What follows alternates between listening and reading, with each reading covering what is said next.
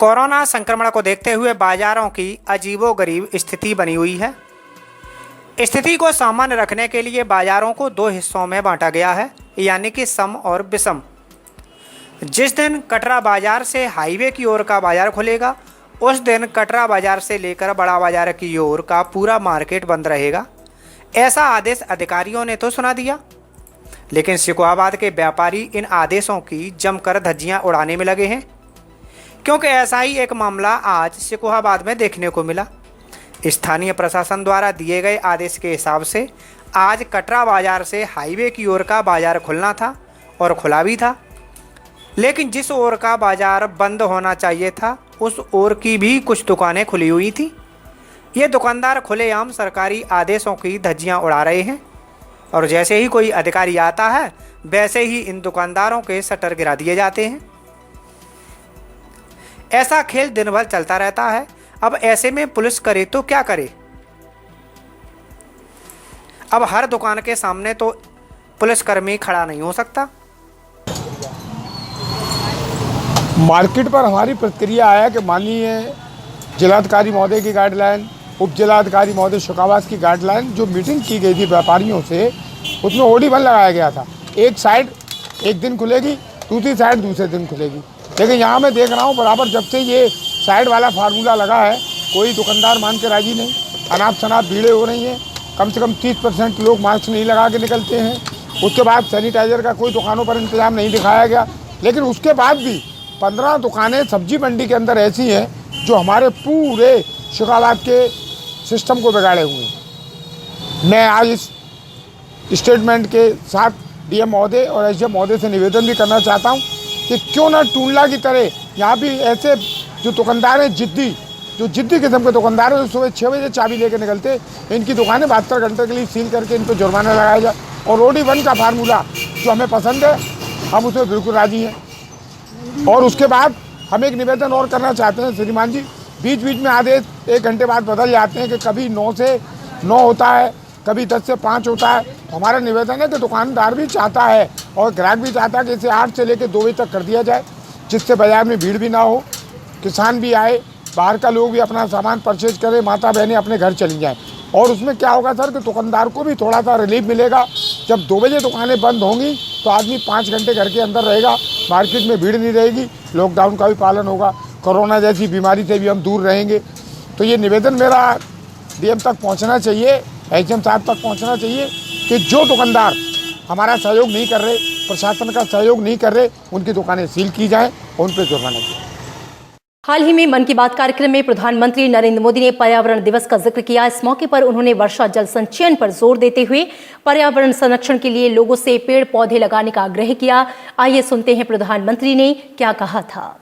विश्व पर्यावरण दिवस पर इस साल की थीम है बायोडायवर्सिटी, यानी जैव विविधता। वर्तमान परिस्थितियों में यह थीम विशेष रूप से महत्वपूर्ण है। मेरे प्यारे देशवासियों, स्वच्छ पर्यावरण सीधे हमारे जीवन, हमारे बच्चों के भविष्य का विषय है। इसलिए हमें व्यक्तिगत स्तर पर भी इसकी चिंता करनी होगी। मेरा आपसे अनुरोध है कि इस पर्यावरण दिवस पर कुछ पेड़ अवश्य लगाएं और प्रकृति की सेवा के लिए कुछ ऐसा संकल्प अवश्य लें जिससे प्रकृति के साथ आपका हर दिन का रिश्ता बना रहे। हाँ, गर्मी बढ़ रही है, इसलिए पक्षियों के लिए पानी का इंतजाम करना मत भूलिएगा। और इससे पहले विश्व पर्यावरण दिवस की पूर्व संध्या पर कल केंद्रीय मंत्री प्रकाश जावड़ेकर ने संदेश दिया। उन्होंने कहा कि पेड़, भूमि, पशु पक्षी को पूजना भारतीय लोगों के स्वभाव में शामिल है, लेकिन जलवायु परिवर्तन, जैव विविधता में कमी और भूमि के बंजर होने के कारण इंसानी दखल है और तीनों आपस में जुड़े हैं। उन्होंने कहा कि भारत में इससे सकारात्मक दखल के जरिए इसे सुधारने और पर्यावरण की बेहतरी के लिहाज से हर संभव कदम उठाया जा रहा है। पर्यावरण के प्रति लोगों की उदासीनता हमेशा से बड़ी चुनौती रही है। बीते कई वर्षों में ये कोशिश रही है कि लोगों को पर्यावरण से जोड़ा जाए और इसकी अहमियत से लोगों को रूबरू करवाया जाए। इसके लिए हर साल 5 जून को विश्व पर्यावरण दिवस मनाया जाता है, जिसका मकसद इंसानों को प्रकृति के साथ तालमेल बिठाने को प्रेरित करना है। हर साल पर्यावरण दिवस के लिए एक थीम चुनी जाती है। इस बार की थीम है जैव विविधता। ताज़ी हवा, साफ पानी, हरियाली, पहाड़, नदियाँ और जैव विविधता, ये ऐसी चीज़ें हैं जो प्राकृतिक तौर पर हमारे बीच मौजूद हैं। संयुक्त राष्ट्र का मानना है कि अरबों डॉलर खर्च करके भी इसे हासिल नहीं किया जा सकता। लिहाजा पर्यावरण दिवस के मौके पर इस बार का थीम जैव विविधता रखा गया है। कोशिश ये है कि प्रकृति के महत्व को लोग समझें और इसके संरक्षण के लिए कदम बढ़ाएं। सतत विकास के लिए एजेंडा 2030 को लागू करने की दिशा में भी ये महत्वपूर्ण है। सतत विकास के 14वें और 15वें लक्ष्य को इसके बगैर हासिल करना मुमकिन नहीं होगा। इसके तहत हवा, पानी, ज़मीन और इकोसिस्टम को बचाए रखने का संकल्प लिया गया। इस बार जर्मनी के साथ साझेदारी में कोलंबिया को मेज़बान देश बनाया गया। जैव विविधता को बचाने और उसके संरक्षण के लिए साल भर जागरूकता अभियान चलाने का लक्ष्य बनाया गया है। असल में हर साल पर्यावरण दिवस के लिए एक थीम तय किया जाता है। साल 2019 में ये थीम वायु प्रदूषण को कम करने और हवा को स्वच्छ बनाने के लिए था। साल 2018 में यह थीम प्लास्टिक प्रदूषकों से निपटने के लिए था। साल 2017 में लोगों को पर्यावरण से जोड़ने के लिए था। वहीं साल 2016 में वन्य जीवों की तस्करी रोकने का था। तो साल 2015 में संयुक्त राष्ट्र ने धरती पर 7 अरब लोगों के बोझ और प्रकृति से इस्तेमाल में सावधानी बरतने को रखा था। 2014 में छोटे द्वीप और जलवायु परिवर्तन पर जोर दिया गया था। 2013 में कार्बन फुटप्रिंट को कम करना थीम था। 2012 में हरित अर्थव्यवस्था के प्रति लोगों को जागरूक करने का लक्ष्य बनाया गया था। तो वहीं 2011 में जंगल बचाने और पेड़ लगाने पर संयुक्त राष्ट्र का जोर था। इससे पहले भी पर्यावरण से जुड़े कई मुद्दों को थीम बनाकर संयुक्त राष्ट्र ने इसके प्रति जागरूकता फैलाने का काम किया और हर साल थीम के इर्द गिर्द कई अभियान चलाए गए। असल में 5 से 16 जून 1972 को पहली बार संयुक्त राष्ट्र ने स्वीडन में पर्यावरण के विषय पर कॉन्फ्रेंस का आयोजन किया था। स्टॉकहोम सम्मेलन के दौरान पहली बार एक ही पृथ्वी का नारा दिया गया। इसके बाद 15 दिसंबर 1972 को संयुक्त राष्ट्र महासभा ने एक संकल्प पारित कर हर साल 5 जून को पर्यावरण दिवस मनाने का ऐलान किया। तय हुआ कि इस दिन दुनिया भर में पर्यावरण की वर्तमान चुनौतियों और उसके समाधान पर चर्चा हो। इस तरह 1974 में पहली बार विश्व पर्यावरण दिवस मनाया गया। पर्यावरण दिवस मनाते हुए करीब 5 दशक हो चुके हैं, लेकिन पर्यावरण पर चिंताएं जस की तस बरकरार हैं। इस बार पर्यावरण दिवस ऐसे समय में आया है जबकि पूरी मानव जाति एक बड़े स्वास्थ्य संकट कोरोना वायरस महामारी से जूझ रही है और दुनिया ग्लोबल वार्मिंग जैसी चिंताओं से जूझ रही है। हालांकि लॉकडाउन की वजह से दुनिया भर में पर्यावरण पर सकारात्मक प्रभाव पड़ा है, लेकिन ये हमारी जिम्मेदारी है कि हम अपनी प्रकृति का बेहतर ख्याल रखें और जैव विविधता का संरक्षण करें। मिर्जापुर में भारी बारिश के चलते मकान का छज्जा ढह जाने से 3 की मौत हो गई। 3 की हालत गंभीर होने पर उन्हें ट्रामा सेंटर वाराणसी रेफर कर दिया गया, जबकि एक को जिला अस्पताल में भर्ती कराया गया है। हादसे का शिकार सभी सदस्य एक ही परिवार के हैं। लालगंज थाना क्षेत्र के बरौधा में बीती रात तेज बारिश एक परिवार के लिए मौत की बारिश बन गई। लगातार हो रही बरसात की वजह से मकान का छज्जा गिर गया, जिसके नीचे दबकर 3 लोगों की मौत हो गई और 4 अन्य घायल हो गए। आपको बता दें कि रात में सभी लोग खाना खाकर बाहर बैठे हुए थे, तभी अचानक तेज आवाज़ के साथ घर का छज्जा गिर गया। चीख पुकार सुनकर आसपास के लोग दौड़े। सभी को मलबे से बाहर निकाला गया, जहां मौके पर ही 2 लोगों की मौत हो गई। 5 अन्य लोग घायल हो गए। सभी को डिस्ट्रिक्ट हॉस्पिटल ले जाया गया, जहां इलाज के दौरान एक बच्ची की और मौत हो गई। डॉक्टरों ने गंभीर रूप से घायल 4 लोगों को जिला अस्पताल में भर्ती कराया है। थाना लालगंज के बरौधा गांव में रात्रि 10 सवा 10 बजे भारी बरसात के चलते एक दुर्घटना हुई, जिसमें मकान का जो छज्जा था, बारजा था, पटिया समेत नीचे गिर गया। 2 लेडीज़ की लगभग 50-55 वर्ष की थी, मौके पर मृत्यु हो गई और एक बालिका की अस्पताल में मृत्यु हुई। यानी कुल 3 मृत्यु हुई। 3 लोगों को BHU रेफर किया गया है और एक का सदर हॉस्पिटल मिर्जापुर में इलाज चल रहा है। प्रधानमंत्री नरेंद्र मोदी के निजी सचिव राजीव टोपने को वॉशिंगटन में विश्व बैंक के कार्यकारी निदेशक का वरिष्ठ सलाहकार नियुक्त किया गया है। उनके अलावा ब्रजेंद्र नवनीत को जिनेवा में विश्व व्यापार संगठन में राजदूत और भारत का स्थायी प्रतिनिधि नियुक्त किया गया। नवनीत प्रधानमंत्री कार्यालय में संयुक्त सचिव रह चुके हैं। कार्मिक मंत्रालय के गुरुवार को जारी आदेश में ये जानकारी दी गई। 5 और अधिकारियों को विदेशों में विभिन्न आर्थिक और व्यापार संबंधित पदों पर नियुक्त किया गया है। उपराष्ट्रपति एम वेंकैया नायडू ने विश्व पर्यावरण दिवस की शुभकामनाएं दी। उपराष्ट्रपति ने ट्वीट किया कि इस अवसर पर इस वर्ष हम पृथ्वी की जैव विविधता का उत्सव मना रहे हैं। ये स्मरण रहे कि हम पृथ्वी को अन्य जीव जंतुओं वनस्पतियों के साथ साझा करते हैं। विधाता की सबसे विकसित और विवेकशील रचना के रूप में मानव प्रकृति और उनकी विविधता का स्वामी नहीं बल्कि ट्रस्टी है। ये विश्वास और प्रकृति के प्रति सौहार्द ही हमारी सनातन संस्कृति का परिचायक है, जिस पर मानव सभ्यता विकसित हुई है। प्रकृति के प्रति सद्भाव और कृतज्ञता ही हमारे सांस्कृतिक संस्कार हैं। इन संस्कारों का पालन करें। नदियां मुझसे कह रही चुभता एक सवाल, कहाँ गया पर्यावरण जीना हुआ मुहाल। तान कुलाड़ी है खड़ा मानव जंगलखोर, मिट रहा पर्यावरण चोर मचाए शोर। बादल से पूछो जरा पानी की औकात, बूंद बूंद पर लिखी है पर्यावरणीय बात। पर्यावरण मिटा रहे रेता सुर कंगाल, सिसक सिसक कर नदियां करें सबसे यही सवाल। कूड़ा करकट फेंकते नदियों में सामान, फिर बांटें सब और हम पर्यावरणीय ज्ञान। ये जो कविता कही गई है इसमें कुछ गलत नहीं कहा गया। जी हाँ, मानव जिस प्रकार वृक्ष काटकर पर्यावरण का दोहन कर रहा है यह किसी खतरे से खाली नहीं है। इसको लेकर सरकारें भी सजग हो रही हैं, लेकिन गंभीर नहीं। आज विश्व पर्यावरण दिवस है। आज के दिन हजारों वृक्ष लगेंगे, लेकिन उनका पालन पोषण नहीं होगा।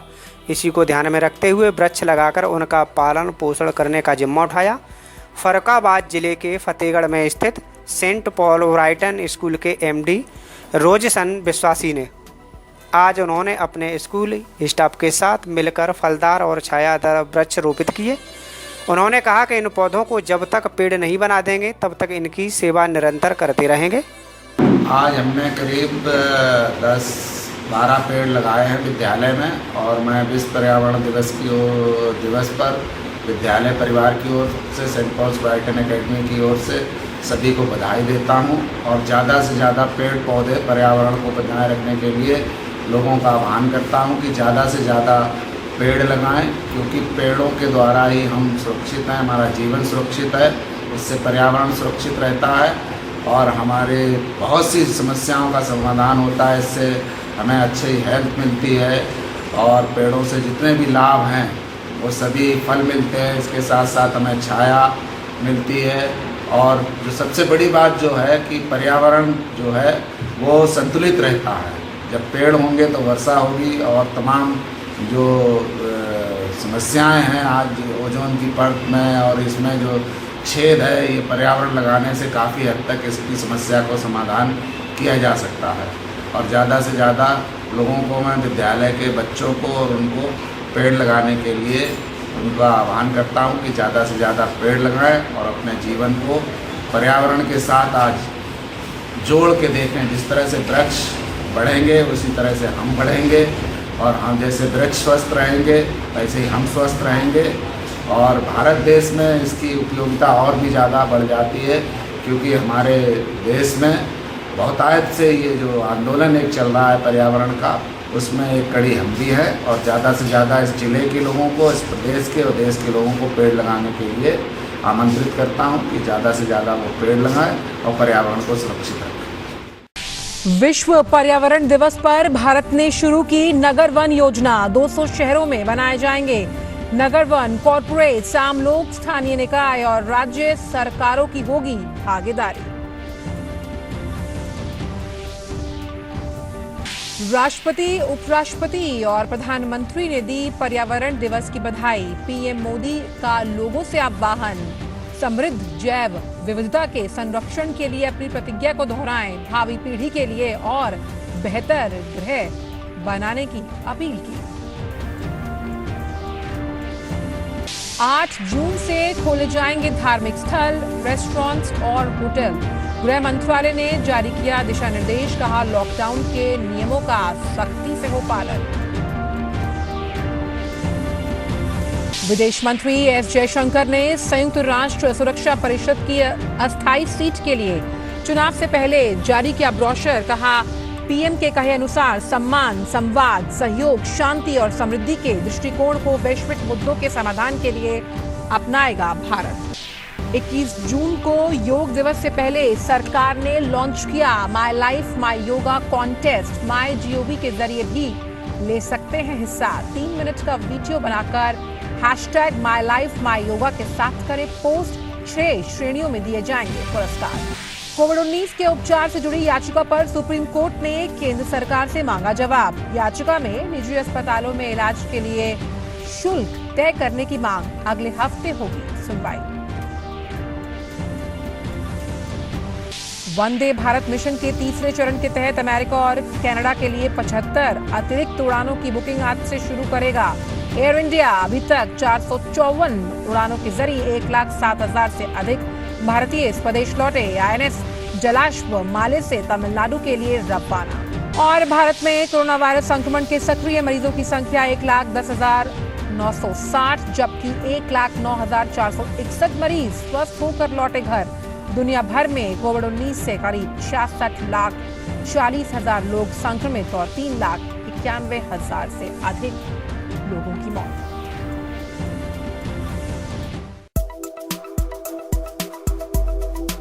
सैया भय कोतवाल अब डर काहे का। जी हाँ, ये कहावत आजकल फिरोजाबाद के जसराना में चरितार्थ हो रही है, क्योंकि हम बात कर रहे हैं जसराना तहसील के गांव बड़ा गांव की। यहाँ एक राशन डीलर है जिसका नाम है गोरेलाल। इसके कारनामों के चर्चे आजकल क्षेत्र में खूब हो रहे हैं, क्योंकि ये ऐसा राशन डीलर है कि अपनी मनमानी पर उतारू है। प्रदेश सरकार द्वारा लॉकडाउन में जो राशन गरीबों में बांटने के लिए आया है, वह गरीबों को न मिलकर अमीरों का निवाला बन रहा है। सीधी बात यह है कि राशन देने के नाम पर लाभार्थियों का पॉस मशीन पर अंगूठा तो लगवा लिया जाता है, लेकिन राशन नहीं दिया जाता। इससे साफ जाहिर होता है कि उस पर किसी बड़े अधिकारी या राजनेता का हाथ होगा, वरना वह ऐसे समय में इतनी घटिया हरकत नहीं करता। उसे किसी का डर ना कोई खौफ है, क्योंकि उसे पता है कि चंद रुपयों में अपना ईमान बेचने वाले जिम्मेदार अधिकारी उसके खिलाफ कोई कार्रवाई नहीं कर सकते। वो अपना हिस्सा लेकर किनारे से चंपत हो जाते हैं। अब ऐसे में गरीब न्याय मांगने जाए तो किस चौखट पर? यहाँ तो हर साख पर उल्लू बैठा है। राशन न मिलने पर आज गांव के लोगों ने हंगामा कर दिया और कहा कि दबंगई के चलते राशन डीलर अपनी मनमानी पर उतारू है। अंगूठा लगवा लिया, राशन नहीं दिया गया है। कह रहे राशन है नहीं है कोटा पे, कम आया है राशन। तो अंगूठा क्यों लगवा गया है? कह रहे कि कल देंगे राशन और यहाँ पर कोई है नहीं है। 15 तारीख को देंगे। अंगूठा पहले ही लगवा लिया है, पहले ही लगवा लिया। राशन नहीं दिया गया है। कौन है राशन डीलर यहाँ पे? गोरेलाल डीलर। कहाँ के गाँव गई है? बड़े गाँव गई।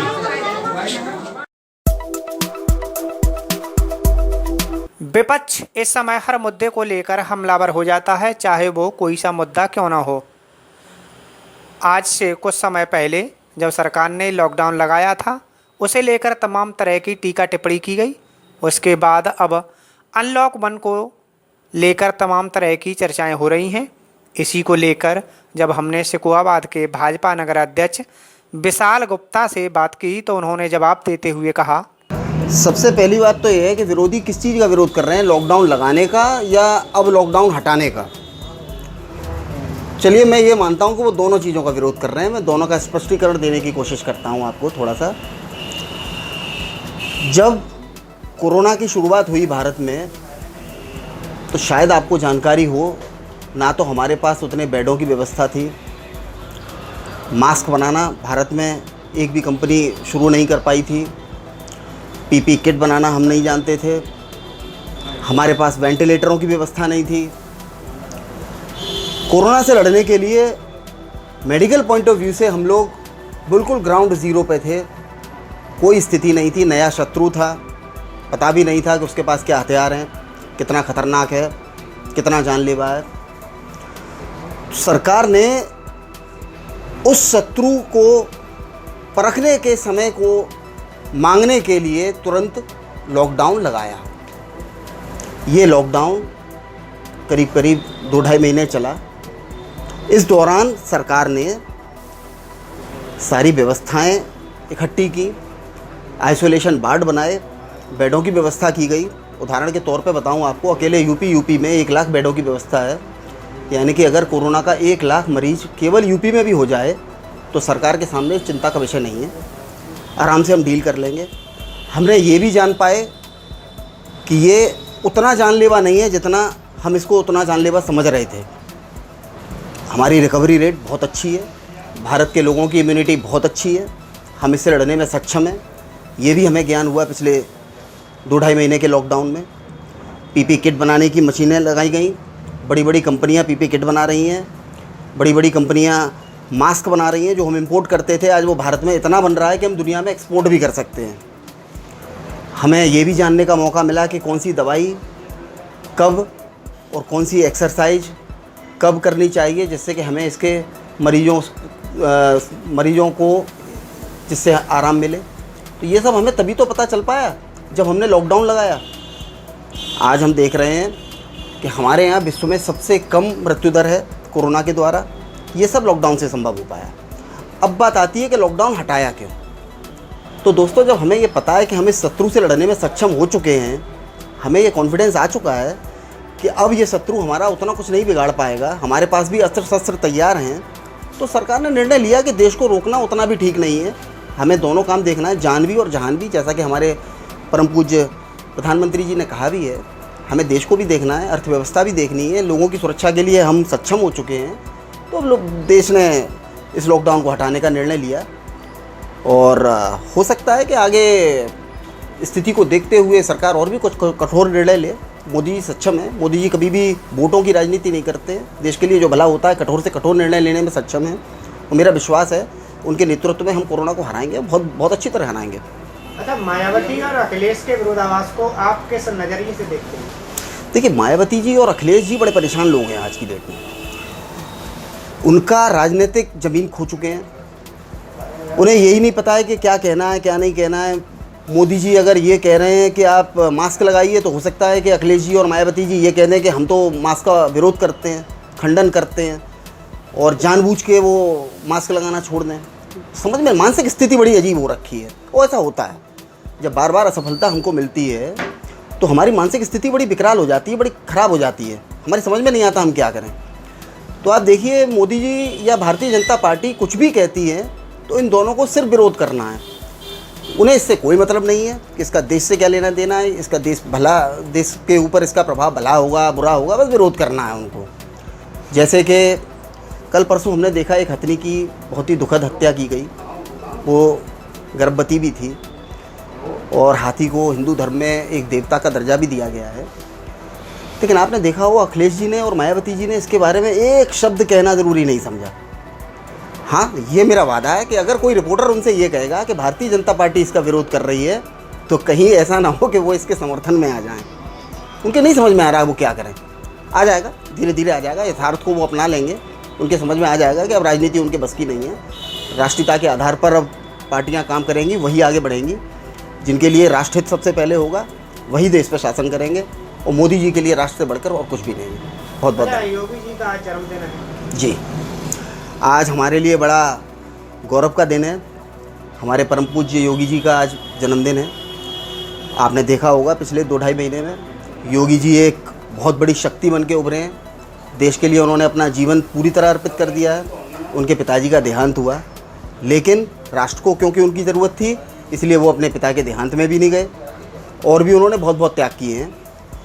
तो आज मैं सभी प्रदेशवासियों को योगी जी के जन्मदिन की बहुत बहुत शुभकामनाएं देता हूं। मैं कहता हूं, हम सब लोगों को, भारतीय जनता पार्टी के कार्यकर्ताओं को कुछ ना कुछ भला काम आज ज़रूर करना चाहिए, और वो भला काम योगी जी के जन्मदिन को समर्पित करना चाहिए। भारत ने अंतर्राष्ट्रीय वैक्सीन गठबंधन गावी को $15 मिलियन अमेरिकी डॉलर देने की घोषणा की है। ब्रिटिश प्रधानमंत्री बोरिस जॉनसन की तरफ से आयोजित वर्चुअल वैक्सीन सम्मेलन में प्रधानमंत्री नरेंद्र मोदी ने इसका ऐलान किया। उन्होंने कहा कि भारत इस चुनौतीपूर्ण समय में दुनिया के साथ एकजुट होकर खड़ा है। ब्रिटिश प्रधानमंत्री बोरिस जॉनसन की ओर से आयोजित वर्चुअल ग्लोबल वैक्सीन शिखर सम्मेलन को संबोधित करते हुए प्रधानमंत्री नरेंद्र मोदी ने कहा कि कोविड-19 महामारी ने कुछ मायनों में वैश्विक सहयोग की सीमाओं को उजागर कर दिया है। हाल के इतिहास में ऐसा पहली बार है कि मानव जाति को एक स्पष्ट समान शत्रु का सामना करना पड़ा है। गावी का जिक्र करते हुए उन्होंने कहा कि ये महज वैश्विक गठबंधन नहीं है, बल्कि ये वैश्विक एकजुटता का एक प्रतीक है और ये याद दिलाता है कि दूसरों की सहायता करते ही हम अपनी भी सहायता कर सकते हैं। प्रधानमंत्री ने कहा कि भारत ने देश में उपलब्ध दवाओं के स्टॉक को 120 से ज्यादा देशों के साथ साझा करके इसी दिशा में काम किया है। In today's challenging context, I want to reiterate that India stands in solidarity with the world. Our proven capacity to produce quality medicines and vaccines at low cost, our own domestic experience in rapidly expanding immunization, and our considerable scientific research talent, these are all at the service of humanity. प्रधानमंत्री ने कहा कि भारत भी टीकों का विश्व स्तर पर अग्रणी निर्माता है और विश्व के लगभग 60% बच्चों के टीकाकरण में योगदान करना अत्यंत सौभाग्य की बात है। यही कारण है कि भारत अब भी गावी में सहायता पाने का पात्र होते हुए भी गावी के लिए एक दाता बन गया है। प्रधानमंत्री ने कहा कि भारत की ओर से गावी को सहायता न केवल वित्तीय है, बल्कि भारत की ओर से भारी मांग होने से भी सभी के लिए टीकों की वैश्विक कीमत भी घट गई है। India is also the world's foremost producer of vaccines. We are fortunate to contribute to immunization of about 60% of the world's children. Excellencies, India recognizes and values the work of Gavi. That is why we become a donor to Gavi while still being eligible for Gavi support. प्रधानमंत्री ने कहा कि भारत ने राष्ट्रीय टीकाकरण कार्यक्रम में 6 नए टीकों को शामिल किया है और अपनी पूरी वैक्सीन आपूर्ति श्रृंखला का डिजिटलीकरण किया है और कोल्ड चेन की निगरानी के लिए एक इलेक्ट्रॉनिक वैक्सीन इंटेलिजेंस नेटवर्क विकसित किया है, जो सुरक्षित और प्रभावकारी टीकों की उपलब्धता सुनिश्चित कर रहे हैं। उन्होंने कहा कि भारत में न केवल वैश्विक स्तर पर किए जा रहे स्वास्थ्य संबंधी प्रयासों में अहम योगदान करने की क्षमता है, बल्कि साझा करने और परवाह करने की भावना के साथ ऐसा करने की प्रबल इच्छा शक्ति भी है। रेल मंत्री पीयूष गोयल ने हाल में एक बच्चे के लिए ट्रेन में दूध पहुंचाने की घटना में चर्चा में आए रेलवे सुरक्षा बल के कांस्टेबल इंदर सिंह यादव को नकद पुरस्कार की घोषणा की है। ये घटना श्रमिक एक्सप्रेस ट्रेन की है जो बेलगाम से गोरखपुर जा रही थी। इसमें शरीफ हाशमी पति और 4 महीने के बच्चे के साथ यात्रा कर रही थी। बच्चा दूध के लिए रो रहा था, लेकिन किसी स्टेशन पर दूध नहीं मिल पाया। भोपाल स्टेशन पर गाड़ी रुकी तो शरीफ ने कांस्टेबल इंदर सिंह यादव से मदद मांगी। इंदर सिंह यादव भोपाल स्टेशन के बाहर एक दुकान से दूध का पैकेट लेकर आते, तब तक ट्रेन चलने लगी। चलती ट्रेन के पीछे भागकर उन्होंने साहस और मानवता दिखाकर बच्चे के लिए दूध पहुंचाया। ये सारी घटना सीसीटीवी में कैद हो गई और लगातार सोशल मीडिया पर छाई है। रेल मंत्री ने उनकी सराहना करते हुए उन्हें नकद पुरस्कार की घोषणा की है। प्रधानमंत्री गरीब कल्याण पैकेज के तहत 500 करोड़ रुपए की तीसरी किस्त महिला जनधन खाता धारकों को आज से दी जाएगी। सरकार जून महीने के लिए 500 रुपए की राशि महिला लाभार्थियों के खाते में आज से डालना शुरू करेगी। लाभार्थी इस महीने की 10 तारीख के बाद कभी भी अपने खाते से ये राशि निकाल सकते हैं। वित्त मंत्री निर्मला सीतारमण ने कोरोना महामारी के मद्देनजर प्रधानमंत्री जनधन योजना के महिला खाताधारकों को 3 महीने मासिक 500 रुपए की नकद सहायता देने के लिए 26 मार्च को घोषणा की थी। इसके तहत अप्रैल और मई की किस्तें पहले ही खाता धारकों के खाते में डाली जा चुकी हैं।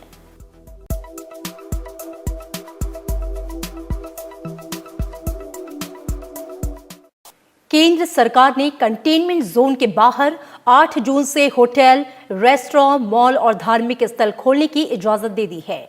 दफ्तरों, होटल और रेस्टोरेंट, धार्मिक स्थलों और शॉपिंग मॉल में कामकाज शुरू करने के लिए सरकार ने गुरुवार को नए सिरे से दिशा निर्देश यानी कि एसओपी जारी किए। कंटेनमेंट जोन में पड़ने वाले सभी ऑफिस बंद रहेंगे सिवाय चिकित्सा और जरूरी सेवाओं के। कंटेनमेंट जोन के बाहर के दफ्तरों को खोलने की इजाजत होगी। स्वास्थ्य मंत्रालय की तरफ से जारी एसओपी में कहा गया है कि ऑफिस में किसी व्यक्ति में कोविड-19 का लक्षण पाया गया तो उसे तत्काल दूसरों से अलग बैठना पड़ेगा। वहीं कोविड-19 से प्रभावित क्षेत्रों में रहने वाले लोगों को क्षेत्र के संक्रमण मुक्त होने तक घर से काम करने की अनुमति दी जाएगी और इस अवधि को अवकाश में नहीं गिना जाएगा। एसओपी के मुताबिक अगर किसी कार्यालय में कोविड-19 के 1 या 2 मामले पाए जाते हैं तो पूरे कार्यालय परिसर को बंद करने की आवश्यकता नहीं है और विषाणु मुक्त किए जाने के बाद काम फिर से शुरू किया जा सकता है। अगर कोविड-19 के ज्यादा मामले सामने आते हैं तो पूरे भवन को 48 घंटे के लिए बंद करना होगा और सभी कर्मचारी तब तक घर से काम करेंगे। मंत्रालय ने कहा कि संक्रमण प्रभावित क्षेत्रों में चिकित्सा और अन्य आवश्यक सेवाओं को छोड़कर सभी कार्यालय बंद रहेंगे। एसओपी के अनुसार हाथ की स्वच्छता के लिए सैनिटाइजर मशीन और शरीर के तापमान की जांच करने के लिए उचित मशीनों का कार्यालय प्रवेश द्वार पर प्रावधान अनिवार्य होगा और बिना किसी लक्षण वाले कर्मचारी को ही प्रवेश दिया जाएगा। साथ ही चेहरा ढकना या मास्क पहनना अनिवार्य होगा। केंद्रीय स्वास्थ्य मंत्रालय ने संक्रमण प्रभावित क्षेत्रों के बाहर सभी शॉपिंग मॉल 8 जून से फिर से खोलने की अनुमति दे दी है। मंत्रालय ने मॉल में सिनेमा हॉल, गेमिंग जोन और बच्चों के खेलने के स्थानों को बंद रखने का निर्देश दिया है। शॉपिंग मॉल के लिए जारी एसओपी के मुताबिक प्रवेश द्वार पर शरीर के तापमान की जांच अनिवार्य कर दी गई है। चेहरा ढकने या मास्क पहने हुए लोगों को ही मॉल में प्रवेश की अनुमति मिलेगी। मॉल में संक्रमण निवारक उपायों से जुड़े संदेश ऑडियो विजुअल माध्यमों से प्रदर्शित किए जाने चाहिए। एसओपी में कहा गया है कि मॉल में आगंतुकों को व्यवस्थित ढंग से प्रवेश की अनुमति देनी होगी और इसके लिए मॉल प्रबंधन को पर्याप्त संख्या में कर्मचारी तैनात करने होंगे ताकि सामाजिक दूरी का ध्यान रखा जा सके। मंत्रालय ने कहा है कि जोखिम वाले बुजुर्ग, गर्भवती महिलाओं और स्वास्थ्य संबंधी समस्याओं से जूझ रहे सभी कर्मचारियों को अत्यधिक सावधानी बरतनी होगी। उन्हें सामान्य लोगों के सीधे संपर्क में आने से बचना होगा। मॉल के पार्किंग क्षेत्र, बाहरी परिसर में भीड़ का उचित प्रबंधन करना होगा। साथ ही आगंतुकों, कर्मचारियों और सामान की आपूर्ति संबंधी प्रवेश निकास बिंदुओं को अलग अलग रखना होगा। एसओपी में कहा गया है कि घर पर सामान पहुंचाने वाले कर्मचारियों को अनुमति देने और उन्हें सामान सौंपने से पहले उनकी भलीभांति स्वास्थ्य जांच करनी होगी। सामाजिक दूरी के दिशा निर्देशों का पालन करते हुए 2 व्यक्तियों के बीच कम से कम 6 फीट की दूरी रखनी होगी। मंत्रालय ने 65 साल से अधिक आयु के व्यक्तियों, गर्भवती महिलाओं, 10 वर्ष से कम उम्र के बच्चों और गंभीर बीमारी से ग्रस्त मरीजों को आवश्यक कामों और स्वास्थ्य संबंधी उद्देश्यों के अलावा अन्य परिस्थितियों में घर पर रहने की सलाह दी है। मंत्रालय ने होटलों और रेस्तरां के लिए भी एसओपी जारी की है और कहा है कि लक्षण मुक्त कर्मचारियों और लोगों को ही प्रवेश की अनुमति मिलनी चाहिए और उचित भीड़ प्रबंधन होना चाहिए। मंत्रालय ने कहा कि गर्भवती महिलाओं, अधिक उम्र वाले या किसी स्वास्थ्य संबंधी समस्या से पीड़ित कर्मचारियों को अतिरिक्त सावधानी बरतनी चाहिए और उन्हें लोगों के सीधे संपर्क में आने जैसे कार्यों से बचना चाहिए। इसमें कहा गया है कि विभिन्न कामों के लिए अलग अलग प्रवेश और निकास बिंदु होने चाहिए और होटल और रेस्तरां मालिकों को डिजिटल लेन देन को बढ़ावा देना चाहिए। आगंतुकों और कर्मचारियों के बीच रूम सर्विस के लिए फोन पर बात होनी चाहिए। इसके अलावा साफ सफाई का पूरा ध्यान देना होगा। धार्मिक स्थलों के लिए जारी एसओपी के मुताबिक इनके प्रवेश द्वार पर भी थर्मल स्क्रीनिंग और सैनिटाइजर की व्यवस्था करनी होगी।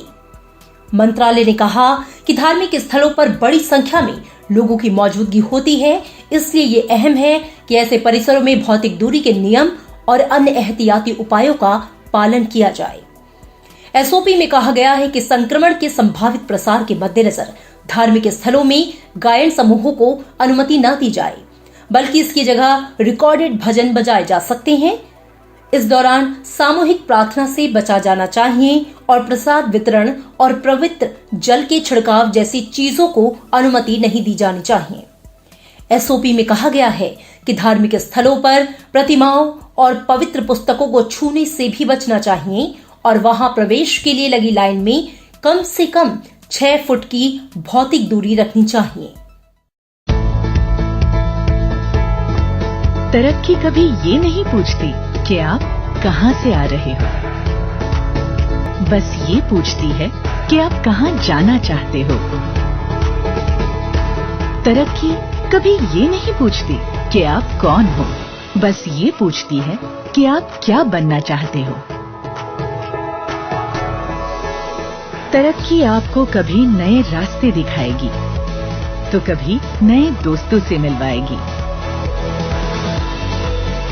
बस आपको तय करनी है आपके तरक्की की रफ्तार, एक नई सोच और हर रोज कुछ बेहतर करने की प्रेरणा, अपने लिए और अपनों के लिए।